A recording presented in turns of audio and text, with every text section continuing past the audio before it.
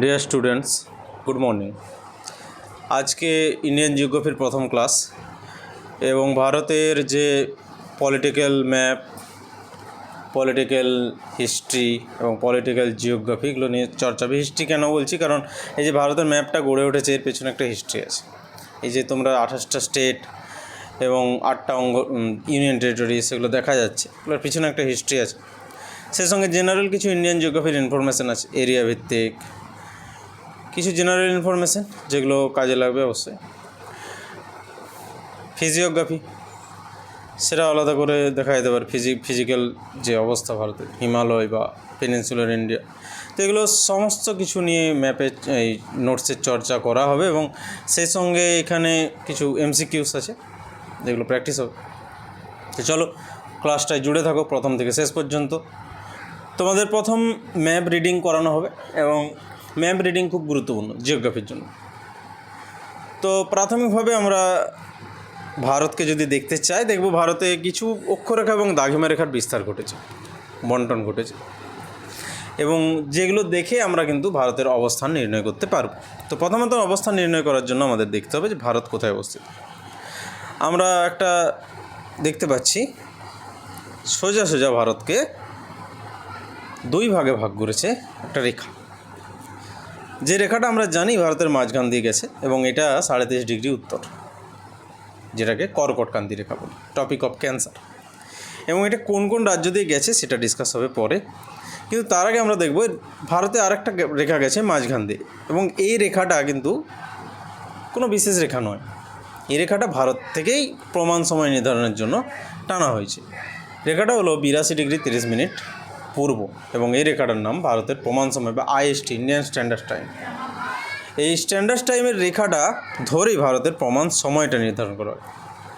এবং এই জন্যই এই যে দুটো দিক, দ্রাঘিমাংশগত বিস্তারে যে দুটো দিক, যেটা অরুণাচল প্রদেশের কিবিতু যেখানে ভারত শেষ হয় পূর্ব দিকে, এবং পশ্চিম দিকে যেখানে ভারত শেষ হয় সেটা হলো গুজরাটের গৌরমতি, এই দুটো জায়গার মধ্যে সময়ের পার্থক্য 2 ঘন্টা। কেন হয় সেটা নিয়েও ডিসকাস করব পরে। তো প্রথমত আমরা এই সীমাগুলো ডিটেলসে বর্ণনা করব। তো প্রথমত আমরা দেখতে পাচ্ছি যেটা, সেটা হলো যে কর্কটক্রান্তি রেখা ভারতকে দুই ভাগে ভাগ করছে, উত্তর এবং দক্ষিণ। এবং এই যে বিভাজন রেখাটা কর্কটক্রান্তি রেখার, সেটা আমরা দেখতে পাবো যে 23.5 ডিগ্রি নর্থ, যেটা উত্তর, যেটা গুজরাট দিয়ে প্রবেশ করেছে। যথারীতি গুজরাটের কাছে গান্ধীনগর এই শহরটা পড়ছে এবং গুজরাটের রাজধানী সেটা। তো অনেক সময় এক্সামে আসে যে কোন কোন রাজধানী শহর কর্কটক্রান্তি রেখার উপর অবস্থিত বা পাশে অবস্থিত। তো সেক্ষেত্রে গান্ধীনগর, মধ্যপ্রদেশের রাজধানী ভোপাল, ঝাড়খণ্ডের রাজধানী রাঁচি এবং মিজোরামের রাজধানী আইজল, এগুলো মোটামুটি কাছাকাছি অবস্থিত। সব থেকে কাছে যদি আমরা দেখতে চাই তাহলে দেখতে পাবো রাঁচি, ঝাড়খণ্ডের রাঁচি কিন্তু কর্কটক্রান্তি রেখার খুব কাছে অবস্থিত। এবং পশ্চিমবঙ্গে কৃষ্ণনগর, নদিয়ার, বাঁকুড়ার বড়জোড়া, এরকম কয়েকটা অঞ্চল আছে, আসানসোল আছে, এরকম কয়েকটা অঞ্চল যেগুলো কর্কটক্রান্তি রেখার উপর অবস্থিত। তো চলো কোন কোন রাজ্যের উপর দিয়ে গেছে এটা দেখে নেওয়া যাক, খুব ইম্পর্ট্যান্ট। 8টা রাজ্যের উপর দিয়ে গেছে কর্কটক্রান্তি রেখা, পাস করেছে গুজরাট এবং রাজস্থানের কিছু অংশ। ম্যাপটা আমাদের এইভাবেই মনে রাখতে হবে, ম্যাপ ধরেই ম্যাপটাকে চোখের মধ্যে স্ক্যান করে নিতে হবে। গুজরাটের পর কিছুটা অংশ রাজস্থানের উপর দিয়েও প্রবাহিত হয়েছে, এরপর মধ্যপ্রদেশ এবং মধ্যপ্রদেশের পর কিছুটা অংশ ছত্তিশগড়, ঝাড়খণ্ডের পর ওয়েস্ট বেঙ্গল। তো গুজরাট, রাজস্থান, মধ্যপ্রদেশ, ছত্তিশগড়, ঝাড়খণ্ড, ওয়েস্ট বেঙ্গল। পরবর্তীকালে বাংলাদেশ পেরিয়ে সেটা ভারতের আরও দুটো রাজ্যের মধ্যে দিয়ে গেছে, নর্থ ইস্টের ত্রিপুরা এবং মিজোরাম। এবং এই জিনিসগুলো আমাদের মনে রাখতে হবে ম্যাপটা খুব ভালোভাবে, যে মায়ানমারের সঙ্গে সীমানা কার আছে, ত্রিপুরার নেই, কিন্তু এখানে মিজোরাম, মণিপুর, নাগাল্যান্ড আর অরুণাচল প্রদেশ। মায়ানমারের সীমা শেষ হলো, 4টা রাজ্যে মায়ানমারের সীমা এখানে শেষ হলো। তো এখানে আমরা দেখছিলাম যে কর্কটক্রান্তি রেখা, যেটা ভারতকে দুভাগে ভাগ করেছে, উত্তর এবং দক্ষিণ। যেটা হলো ভারতের স্ট্যান্ডার্ড টাইম 82 ডিগ্রি 30 মিনিট পূর্ব, সেটাও ভারতের উপর দিয়ে গেছে। এবং এটা কিন্তু নেপালেরও প্রমাণ সময় নির্ধারণ করে। তো সেক্ষেত্রে আমরা নেপালের প্রমাণ সময় এটা ধরেই দেখতে পাবো, শ্রীলঙ্কারও তাই, কাছাকাছি, এটারই কাছাকাছি প্রমাণ সময়। তো এই যে ভারতের প্রমাণ দাঘিমা রেখা, এটা প্রধানত একটা অঞ্চল দিয়ে গেছে, যেটা এলাহাবাদের নৈনি বা মির্জাপুর আমরা বলি, সেই শহর দিয়ে গেছে। তো প্রথমত আমরা দেখতে পাচ্ছি উত্তরপ্রদেশ। এই উত্তরপ্রদেশে প্রবেশ করেছে ভারতের যে পূর্ব পশ্চিমে বিভাজনকারী রেখা, যেটাকে আমরা ইন্ডিয়ান স্ট্যান্ডার্ড টাইম বা ভারতের প্রমাণ দাঘিমা রেখা বলতে পারি। আর 82°30'। উত্তরপ্রদেশের পর মধ্যপ্রদেশে কিছুটা অংশ, ছত্তিশগড় এবং উড়িষ্যা, তারপর অন্ধ্রপ্রদেশ, 5টা রাজ্যের মধ্য দিয়ে গেছে। উত্তরপ্রদেশ, মধ্যপ্রদেশ, ছত্তিশগড়, উড়িষ্যা, অন্ধ্রপ্রদেশ, 5টা রাজ্যের উপর দিয়ে গেছে। এবং এর দ্বারাই ভারতের বিভিন্ন টাইম জোনগুলো করা হয়, মানে বিভিন্ন নয়, একটাই টাইম জোন ভারতে প্রমাণ দাঘিমা রেখার সংখ্যা একটাই। তো অসুবিধা হয়, অরুণাচল প্রদেশে 2 ঘন্টা আগে সূর্য ওঠে, গুজরাটে 2 ঘন্টা পর সূর্য ওঠে। এই অসুবিধাগুলো তো হয়। যেমন আমরা জানি যে 1 ডিগ্রি দাঘিমার পার্থক্যে সময়ের পার্থক্য 4 মিনিট হয়। তার মানে নিশ্চয়ই এখান থেকে এত দূরে দাঘিমার পার্থক্য 30 ডিগ্রির মতো, 3 4 12 120 মিনিট, 2 ঘন্টার মোটামুটি কাছে সময় লাগছে। তো অক্ষাংশগত দাঘিমাংশগত বিস্তার যখন দেখব সেটাও পেয়ে যাবো আমরা। তো মোটামুটি 30 ডিগ্রির বিস্তারে 2 ঘন্টার একটা টাইমের ফের এর জন্য হয়। আমরা অন্যান্য দেশের ক্ষেত্রে দেখি রাশিয়া সর্বাধিক টাইম জোন আছে, রাশিয়াতে 10টা টাইম জোন আছে, 10টা প্রমাণ দাঘিমা রেখা আছে। 7টার মতো প্রায় মার্কিন যুক্তরাষ্ট্র আছে, কিন্তু চীন এবং ভারতে একটা করেই আছে, এত বড় দেশ হওয়া সত্ত্বেও। যদিও চা বাগান টাইম জোন বলে একটা টাইম জোনের দাবি চলছে আসামে বা পশ্চিমবঙ্গে। তো দুটো রেখা আমরা দেখলাম যেটা ভারতকে দুভাগে ভাগ করেছে। তো এক্ষেত্রে আমরা দেখতে পেলাম যে ভারত প্রধানত উত্তর এবং পূর্ব গোলার্ধে অবস্থিত। কর্কটক্রান্তি রেখা উত্তরে পেলাম, আর ভারতের প্রমাণ দাঘিমা রেখা পূর্বে পেলাম। তো ভারত পৃথিবীর উত্তর পূর্ব গোলার্ধে অবস্থিত। ভারতকে দেখতে অনেকটা চতুর্ভুজ আকৃতির, কোয়াড্রিলেটারাল বলে থাকে। দেখে তো চতুর্ভুজ খুব একটা মনে না হলেও কিন্তু আয়তন ম্যাপে কিছুটা কী হয়, যেহেতু ভারতের ম্যাপটা অনেকটা মানচিত্র অভিক্ষেপের যে পদ্ধতি, বিভিন্ন পদ্ধতিকে সিলেক্ট করে করা হয় বিভিন্ন দেশের ম্যাপ। তো ভারতের ম্যাপটাও এরকম কয়েকটা পদ্ধতিকে অনুসরণ করে, যেগুলো খুব ইম্পর্ট্যান্ট পদ্ধতি আছে, যেমন অর্থমর্ফিক পদ্ধতি, বোনসের। তো এরকম কয়েকটা পদ্ধতি আছে যেগুলো অনুসরণ করে ম্যাপগুলো বানানো হয়।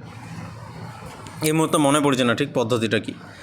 ম্যাপ প্রজেকশনের বিভিন্ন পদ্ধতি থাকে অভিক্ষেপের, মানচিত্র অভিক্ষেপের। তো সেগুলো পোলার পদ্ধতি আর কি, তো বিভিন্ন পদ্ধতিগুলো ঠিক মনে পড়েছে না এই মুহূর্তে। তো এই যে পদ্ধতিগুলোর মধ্যে ভারতে একটা বোনস প্রজেকশন মনে হচ্ছে, বোনস প্রজেকশনের দ্বারাই ভারতের ম্যাপটা বানানো। তো সেক্ষেত্রে একটু অসুবিধা হয়। যেমন আমরা দেখতে পাই যে ভারতের এই যে রেখাটা, যে ভারতকে উত্তর থেকে দক্ষিণে যে রেখাটা টানা হয়েছে, এই রেখাটার যে দৈর্ঘ্য, মানে কন্যাকুমারিকা থেকে কাশ্মীরের ইন্দিরা কল পর্যন্ত যে দৈর্ঘ্যটা, সেটা প্রায় 3200 কিলোমিটার। আর এই যে পূর্ব থেকে পশ্চিমে, উত্তর দক্ষিণের রেখাটা যে 3200, এবং পূর্ব থেকে পশ্চিমে যে রেখাটা, তার দৈর্ঘ্য 2900 কিলোমিটার। মানে কাছাকাছি দৈর্ঘ্যর একটা আছে, প্রায় 300 কিলোমিটার একটা ছাড় আছে, কিন্তু কাছাকাছি চতুর্ভুজ আকৃতিই ভারত যদি দেখা যায়। তো ভারতের আকৃতি চতুর্ভুজ আকৃতি। এই যে দুটো জিনিস দেখলাম, একটা ইন্দিরা কল, যে ইন্দিরা কলটা আমরা দেখলাম কাশ্মীরের একদম উত্তর অংশে, এটা ইন্দিরা কল, এবং এখানে কন্যাকুমারিকা। তো ভারতের উত্তর এবং দক্ষিণ অংশ আমরা পেলাম। যদি দক্ষিণতম অংশ বলা হয় তাহলে আমরা এখানে গ্রেট নিকোবরে একটা ছোট্ট পয়েন্ট আছে যেটার নাম ইন্দিরা পয়েন্ট।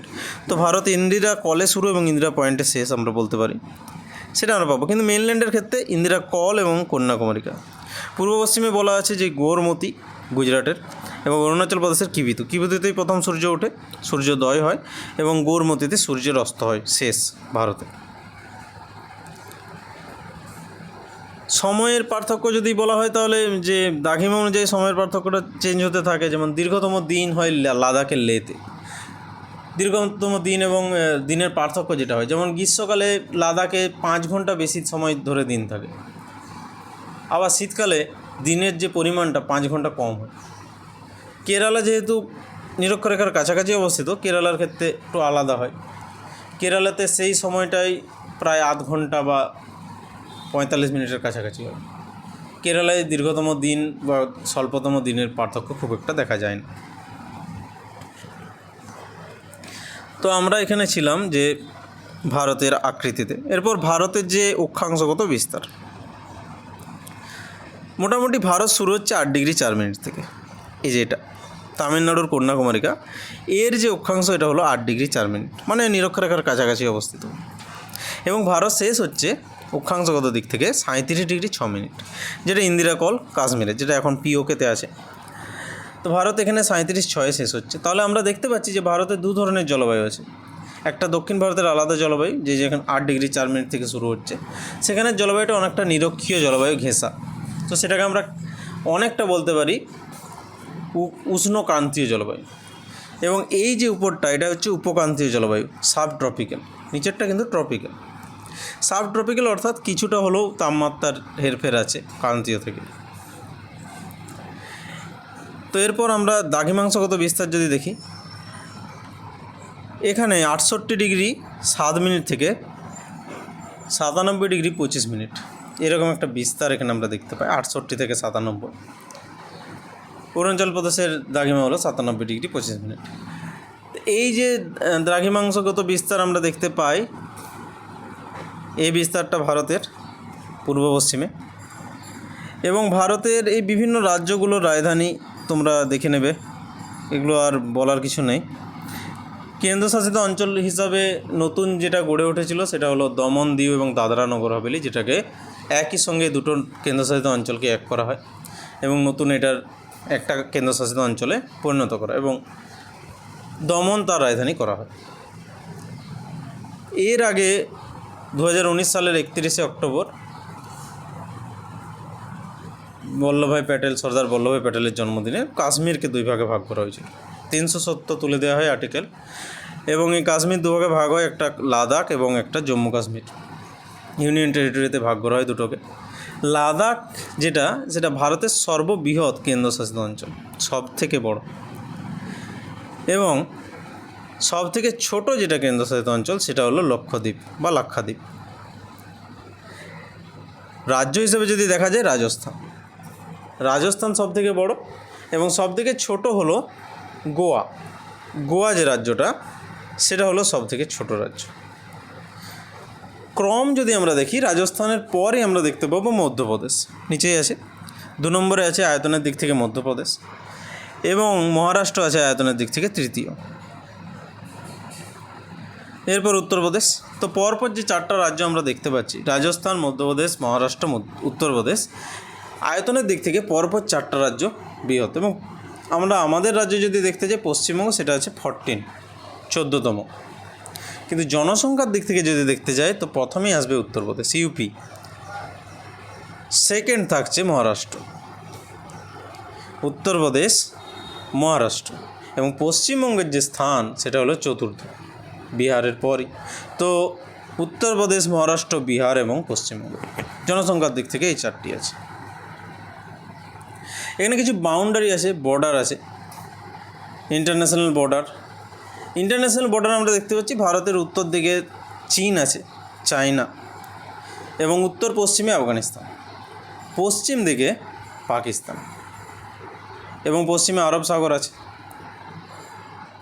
পূর্ব দিকে আছে বঙ্গোপসাগর এবং বাংলাদেশ এবং মায়ানমার, এবং দক্ষিণে আছে শ্রীলঙ্কা এবং মালদ্বীপ। তো এই কতগুলো প্রতিবেশী দেশ আমরা পাচ্ছি। উত্তরে আরও আছে নেপাল, ভুটান। জলভাগের প্রতিবেশী দেশ হিসাবে শ্রীলঙ্কা, মালদ্বীপ এগুলোকে পাচ্ছি। উপদ্বীপীয় জলভাগে বাংলাদেশ, মায়ানমার এগুলো পাচ্ছি, পাকিস্তান। স্থলভাগের দেশ হিসাবে Nepal, Bhutan, China, Afghanistan. Border line যদি দেখতে চাই, ভারতের সঙ্গে সবচেয়ে বেশি সীমানা দেখা যায়, যার বর্ডার দেখা যায় বাংলাদেশের, প্রায় 4096 কিলোমিটার। একইভাবে পশ্চিমবঙ্গের বর্ডারও বেশি, বাংলাদেশের সাথেই 2200 কিলোমিটারের মতো। ভারতের সাথে সেকেন্ড বর্ডার চায়নার, মোটামুটি 3500-র উপরে, এবং চায়নার পর পাকিস্তান। সবথেকে কম বর্ডার আছে ভারতের সাথে আফগানিস্তানের, মোটামুটি ওই 150 কিলোমিটারের মতো। এবং এই যে বর্ডারটা, এটা কিন্তু পিওকের মধ্য দিয়ে আছে, অতএব ভারতের সঙ্গে ডাইরেক্ট কানেকশানের নেই।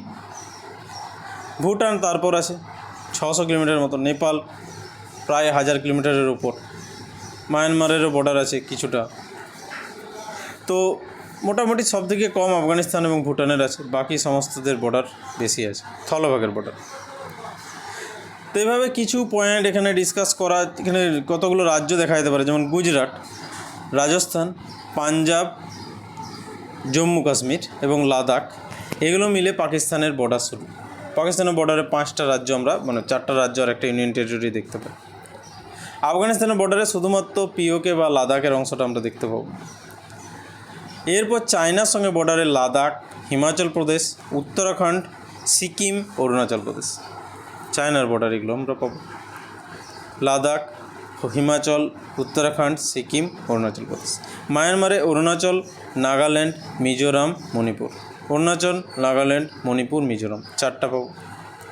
বাংলাদেশের সাথে আছে মিজোরাম, ত্রিপুরা, মেঘালয়, অসম আর পশ্চিমবঙ্গ, বাংলাদেশের সাথে বর্ডার। তো এই বর্ডারগুলো আমরা পেলাম। ভারতের প্রতিবেশী সবচেয়ে ক্ষুদ্রতম দেশ হলো মালদ্বীপ। ভারতের প্রতিবেশী সবচেয়ে বৃহত্তম দেশ হলো চায়না। ভারত এবং প্রতিবেশী দেশগুলো মিলে তৈরি করেছিল সার্ক, যে সার্কে 8টি সদস্য ছিল, কিন্তু ভারতের প্রতিবেশী দেশের সংখ্যা 9টি, অতএব চায়না ছিল না সার্কের সদস্য। তো এরকমই কিছু কোশ্চেন আছে, টপিক আছে, কিছু কিছু কুইক নোটস যেগুলো দেখে নিতে পারো, স্ক্রিনশট করে নিতে পারো। যেমন এরিয়া, ভারতের এরিয়া যেটা অবস্থানে, ভারত কতটা বিস্তৃত, এরিয়া 32,87,263 বর্গ কিলোমিটার। 3 দিয়ে শুরু, 3 দিয়ে শেষ, 32,87,263। এবং এই বর্গ কিলোমিটারে ভারতের জনসংখ্যা প্রায় 145 কোটি। ভাগ করলে পাওয়া যাবে জনঘনত্ব কত। এটা 2026-এর ডেটা, এবং 2011-র ডেটা হিসাবে ভারতের জনসংখ্যা 121 কোটি, এবং তার জনঘনত্ব যেটা ছিল 382 জন, এবং এটা আজকে বেড়ে গেছে। যেটা ভারতের যে জনসংখ্যাটা, সেটা ভারতের যে ল্যান্ড বা আয়তনটা, সেটা পৃথিবীর 2.4%। পৃথিবীর 2.4%, মানে পৃথিবীর মোট স্থলভাগের। যদি টোটাল পৃথিবীর জলভাগ ধরে দেখতে চায়, সেটা আরও কম, 1.8%। সমগ্র পৃথিবীর 1.8%, কিন্তু পৃথিবীর স্থলভাগের 2.4%। সেই হিসাবে দেখতে গেলে ভারত পৃথিবীর 7 number, 7th largest country by area. আয়তনের দিক থেকে ভারত পৃথিবীতে 7 নম্বরে আছে, অর্থাৎ জনসংখ্যার দিক থেকে কিন্তু ফার্স্ট, কিন্তু আয়তনে 7th। প্রথম যে সর্ববৃহৎ দেশ যেটা, সেটা হলো রাশিয়া। রাশিয়ার পর কানাডার পর ইউএসএ, কানাডার পর ইউএসএর পর চায়নার পর ব্রাজিলের পর অস্ট্রেলিয়া, তারপর ভারত। 7টা রাজ্য আছে, 7টা দেশ আছে, Russia, Canada, USA, China, Brazil, Australia, Bharat. Next আমরা ভারতের অক্ষাংশগত বিস্তার যদি দেখি, 8°4' থেকে 37°6'। এটা ভারতের যে স্থলভাগ, মেনল্যান্ডের অক্ষাংশগত বিস্তার। যদি আমরা ইন্দিরা পয়েন্টকে ধরি, অর্থাৎ গ্রেট নিকোবর থেকে ধরি, তাহলে সেটা 6.4, মানে 6°4'। 6°4' উত্তর থেকে শুরু হচ্ছে। তো ভারতের যে মূল স্থলভাগ, তার শেষ অংশ হলো কন্যাকুমারী, শেষ বলবো না, দক্ষিণতম অংশ কন্যাকুমারী, এবং ভারতের উত্তরতম অংশ হলো ইন্দিরা যেটা দ্রাঘিমাংশগত বিস্তার, সেটা হলো 68.7 থেকে 97.25, 68°7' পূর্ব থেকে 97°25' পূর্ব পর্যন্ত, এবং গৌরমতা থেকে শুরু হয়ে কিবিতু পর্যন্ত যাচ্ছে। গুজরাটের গৌরমতা 68.7, 97.25 কিবিতু ভারতের পূর্ব সীমা, এবং এটা ভারতের পশ্চিম সীমা। বিস্তার, দৈর্ঘ্য ভারতের মোটামুটি উত্তর থেকে দক্ষিণে 3,214 কিলোমিটার। একইভাবে প্রস্থ পূর্ব থেকে পশ্চিমে 2,933 কিলোমিটার। তো মোটামুটি এই দৈর্ঘ্য প্রস্থটা আমরা পাই। সাদার্ন মোস্ট পয়েন্ট মেনল্যান্ডের কন্যাকুমারী, আর কন্যাকুমারীর আরেকটা নাম আছে কেপ ক্যামেরুন, যেটা 8°4' নর্থে অবস্থিত। এবং সাউদার্ন মোস্ট পয়েন্ট যেটা মেনল্যান্ডে নেই সেটা হলো পিগমেলিয়ন পয়েন্ট বা ইন্দিরা পয়েন্ট। এই ইন্দিরা পয়েন্টের অন্য নাম পিগমেলিয়ন পয়েন্ট, ব্রিটিশদের আমলে দেওয়া, এবং ভারতে দেওয়া হয় নামটা ইন্দিরা পয়েন্ট, যেটা 6°30' বা 6°4'40' ধরতে পারে। 6°30' নর্থে এটা অবস্থিত। গ্রেট নিকোবরে এই দ্বীপটা পাওয়া যায়। দ্বীপ না বিন্দু, একটা ছোট্ট দ্বীপ। লংগেস্ট ক্যানেল, ভারতের সবচেয়ে বড় ক্যানেল কি? ইন্দিরা গান্ধী ক্যানেল, এবং এটা রাজস্থানে অবস্থিত, গঙ্গানগর ডিস্ট্রিক্ট সেখানে অবস্থিত। শতদ্রু নদীর ওপর যে ভাগরা নাঙ্গাল বাঁধ আছে সেখান থেকে এই ক্যানেলটা বেরিয়ে এসেছে। লংগেস্ট বিচ, ভারতে বিভিন্ন সমুদ্র সৈকত আছে, যার মধ্যে সবচেয়ে বিখ্যাত গোয়ার বিচ আছে, মেরিনা বিচ আছে, রাধানগর বিচ আছে আন্দামান নিকোবরের। তো মেরিনা বিচ যেটা চেন্নাইয়ে, সেটা পৃথিবীর সেকেন্ড এবং ভারতের প্রথম সবচেয়ে বড়, সবচেয়ে বৃহত্তম বিচ, সবচেয়ে দীর্ঘতম সি বিচ। পৃথিবীর যেটা প্রথম সেটা হলো মিয়ামি বিচ। মিয়ামি বিচ আমেরিকায় অবস্থিত। আর পৃথিবীর সেকেন্ড বিচ যেটা মেরিনা বিচ, সেটা চেন্নাই অবস্থিত। নেক্সট যেটা দেখতে পাচ্ছি আমরা যে কোস্ট লাইন, সবচেয়ে বেশি কোস্ট যার আছে, ভারতের সবচেয়ে বেশি উপকূল যার আছে, সেটা গুজরাট নয়, কিন্তু সেটা কিন্তু আন্দামান নিকোবর। আন্দামান নিকোবরের কোস্ট লাইন সব থেকে বেশি আছে, কিন্তু সেটা কিন্তু ইউটি বা ইউনিয়ন টেরিটরিজ। রাজ্য হিসাবে সবচেয়ে বড় কোস্ট লাইন আছে মেন ভারতের মূল ভূখণ্ডে, সেটা হলো গুজরাট।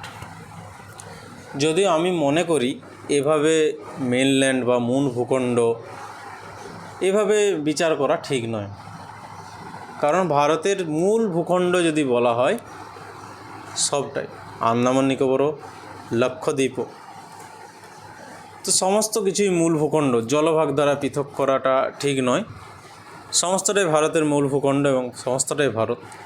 তো সেক্ষেত্রে আমরা সবচেয়ে বেশি কোস্ট লাইন আন্দামান নিকোবরকেই ধরব গুজরাট রাজ্য হিসাবে, এবং কেন্দ্রশাসিত অঞ্চল এবং সমগ্র হিসাবে আন্দামান নিকোবর। গুজরাটের পর অন্ধ্রপ্রদেশ মূল ভূখণ্ডের, বা অন্ধ্রপ্রদেশই হলো রাজ্য হিসাবে সেকেন্ড।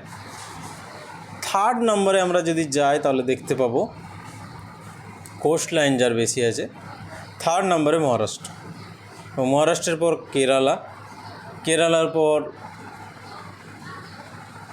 কর্ণাটক এবং উড়িষ্যা, এবং তারপর পশ্চিমবঙ্গ। এরকম করে কোস্ট লাইনের ভাগ আছে।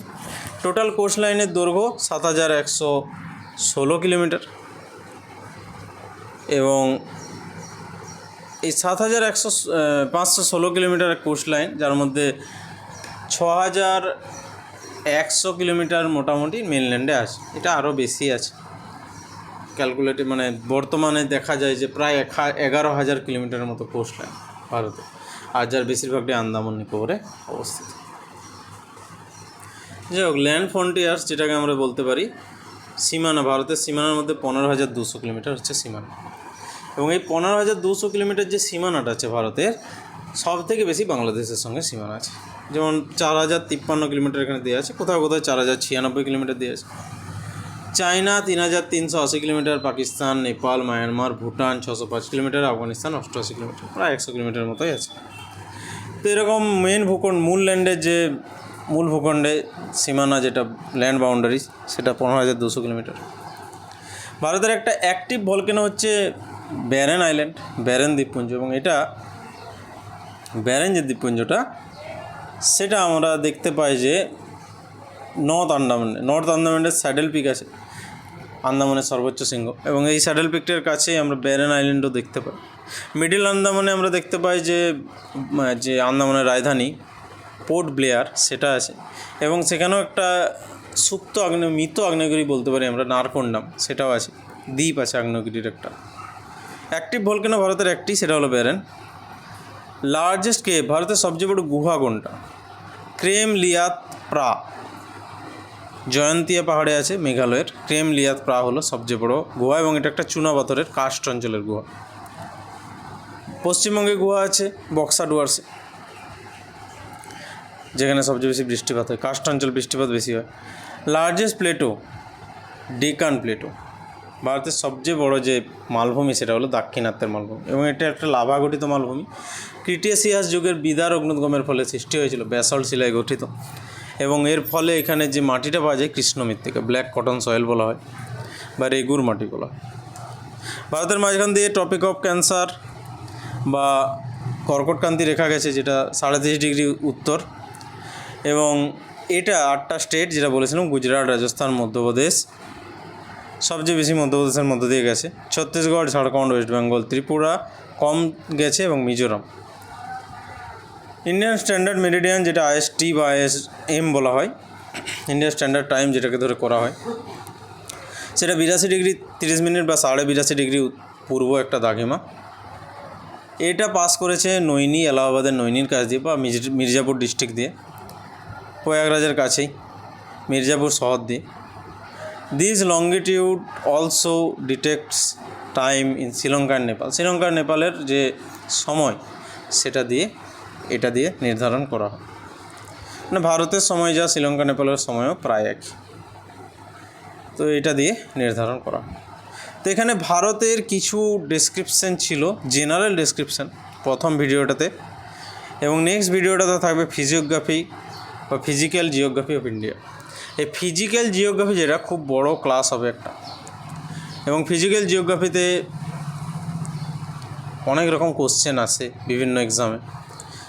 সেখানে যে পাথরের যে ভাগগুলো, যেমন ধাওয়ার যুগের শিলাগুলো, যে ধাওয়ার যুগের, গন্ডোয়ানা যুগের, কুডাপ্পা, এই শিলাগুলো, বাউন্ডারি যেগুলো আছে MCT, MBD, main boundary fault বা সেন্ট্রাল বাউন্ডারি থার, তো এই যে জিনিসগুলো আছে সেগুলো সমস্ত কিছুর চর্চা এখানে আছে। ফিজিক্যাল জিওগ্রাফি একটা বড় লেন্থি চ্যাপ্টার, তো এটা পরের ক্লাস হবে।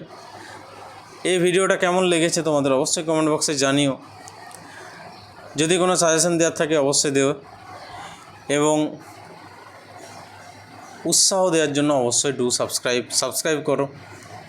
তোমাদের যা কিছু প্রয়োজন সেটাও বলো, আমি নেক্সট ভিডিওতে সেগুলো আনার চেষ্টা করব। চলো আজকের মতো ক্লাস এখানেই শেষ করছি। Good bye everyone.